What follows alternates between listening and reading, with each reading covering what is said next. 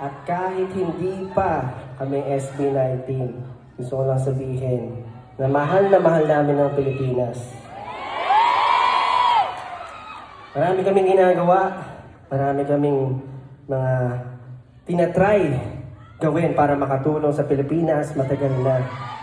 At para sa mga pumupuna, kung bakit daw ba nagagalit o nakakapagsalita ng mga hindi magagandang salita, syempre, hindi naman tayo laging ganun. Pero may karapatan tayong magalit kapag tayo ay ninanakawan na. Gusto ko lang sabihin, magkakaiba man kayo ng paniniwala, magkakaiba kayo ng, syempre, na sinusuportahan. Kahit sino pa yan, basta magnanakaw, may karapatan tayong magalit. Dahil tayo ang isa sa mga tumutulong sa Pilipinas. So, hindi nila pwedeng abusuhin ang kanilang kapangyarihan.